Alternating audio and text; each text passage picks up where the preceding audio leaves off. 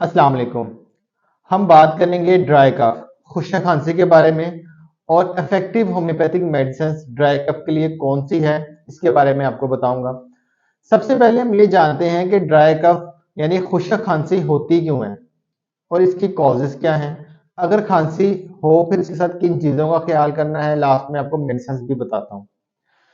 जो खांसी है यानी जो ड्राई कफ है, खुशक खांसी है, इसकी वजह ये होती है कि जो हमारी सांस की नाली होती है, अगर किसी तरह का कोई वायरल इन्फेक्शन हो जाए, किसी तरह की इन्फ्लेमेशन हो जाए या कोई वायरसेस बैक्टीरिया सांस की नाली में दाखिल हो जाए, कोई डस्ट पार्टिकल को फॉरेन बॉडी अंदर आ जाए, तो ये एक सेल्फ मैकेनिज्म सिस्टम के तौर पर काम करता है, जिस वजह से खांसी आती है और इसको क्लियर करती है अंदर के सिस्टम को।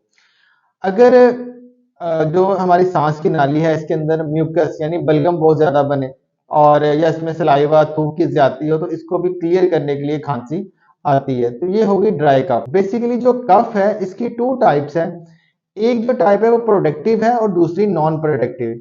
यानी जो एक खांसी की किस्म है ये खुश्क होती है और दूसरी में बलगम आ सकती है, म्यूकस आ सकता है। और अगर किसी तरह की कुछ पेचीदगियां हो तो खांसी के साथ ब्लीडिंग और कुछ और सिम्टम्स भी पेशेंट को हो सकते हैं। ये तो खांसी के बारे में हमने समझा। इसकी जो कॉजेज है जिस वजह से खांसी आती है, इसमें जो कॉमन है वो ये है कि फ्लू यानी नज़ला जुकाम अगर किसी को हो तो इस दौरान पेशेंट को खांसी आ सकती है। इसके अलावा स्टमक प्रॉब्लम्स, जर्ड यानी गैस्ट्रो इसोफेजियल रिफ्लेक्स डिजीज जो होती है, इसमें भी पेशेंट को खांसी रह सकती है। इसके बारे में उन लोगों को समझना या तवज्जो देना जरूरी है जिनको स्टमक का प्रॉब्लम, एसिडिटी रहती है और उन पेशेंट्स को खांसी भी रहती है। तो वो इस पे तवज्जो देंगे क्या उनकी जो खांसी है उसकी वजह स्टमक प्रॉब्लम, एसिड रिफ्लेक्स तो नहीं है। इसके अलावा मल्टीपल कॉजेज हो सकती हैं। इन्वायरमेंट, माहौल की वजह से भी खांसी आ सकती है। आपका जो इन्वायरमेंट है उसके अंदर या तो आपको अगर किसी तरह की एलर्जी है, डस्ट पार्टिकल्स की वजह से आपको हो सकता है कि बार बार खांसी आए। आपके करीब स्मोकिंग हो रही है तो ये भी एक वजह हो सकती है कि आपको बार बार खांसी है।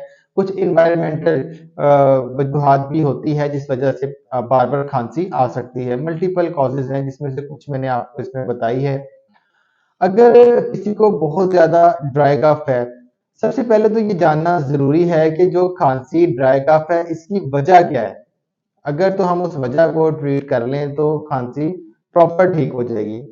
अब जो मैं मेडिसिन आपको बताऊंगा ये मेडिसिन उन पेशेंट्स के लिए हैं जिनको ड्राई कफ है और किसी भी तरह का कोई सिम्टम नहीं है उनके अंदर, यानी कोई एसिडिटी या कुछ और तरह का कोई प्रॉब्लम नहीं है, उनको बस ड्राई कफ रहती है, कभी ज्यादा हो जाती है, ये रात को ज्यादा हो जाती है।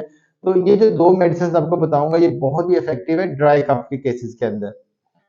सबसे पहले जो मेडिसिन है इसका नाम है मेंथा पिपरीटा। ये हर तरह की खुश्क खांसी के अंदर बेहतरीन मेडिसिन है और 200 पोटेंसी में अगर 3 से 4 ड्रॉप्स एक चम्मच पानी के अंदर डाल के 7 to 10 डेज इस्तेमाल किए जाएं तो जो खुश्क खांसी ड्राई कफ है या तो वो बिल्कुल ठीक हो जाएगी या काफी हद तक आपको उसमें रिलीफ मिलेगा। उसकी वजह यह है कि जब आप मेडिसिन को डॉक्टर की गाइडेंस में इस्तेमाल करते हैं, हो सकता है कि आपको इन मेडिसिन के साथ कॉम्प्लीमेंट्री फॉलोवेल मेडिसिन की जरूरत हो या आपको जो मेडिसिन दे रहे हैं उसकी पोटेंसी को तब्दील करने की जरूरत हो। तो इसलिए या तो मुकम्मल ठीक होगी या इंशाल्लाह आपको फायदा जरूर होगा।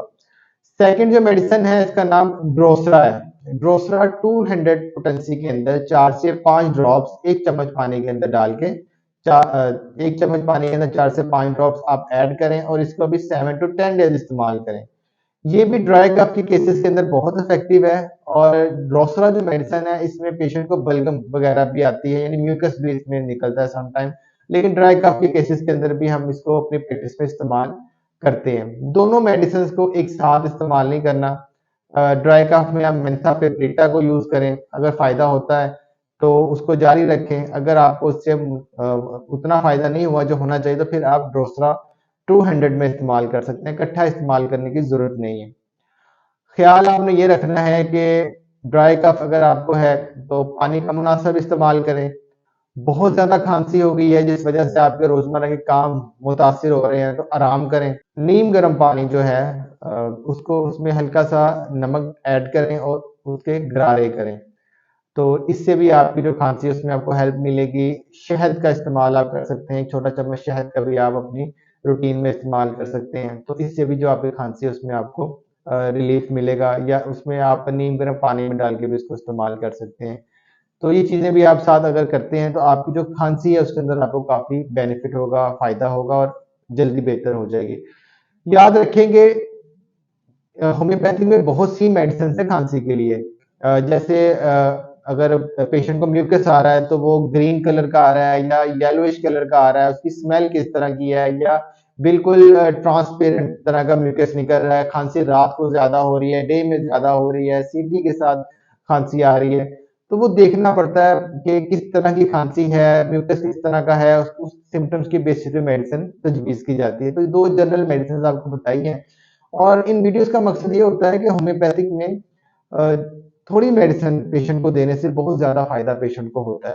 तो मेडिसिन बताने का मकसद ये होता है कि लोगों के अवेयरनेस आए, उनको पता लगे कि होम्योपैथिक सिर्फ नज़ला ज़ुकाम, खांसी के लिए नहीं, बहुत बड़े-बड़े जो प्रॉब्लम्स होते हैं उसके अंदर बहुत मिरेकल तरह के उसके रिजल्ट्स मिलते हैं।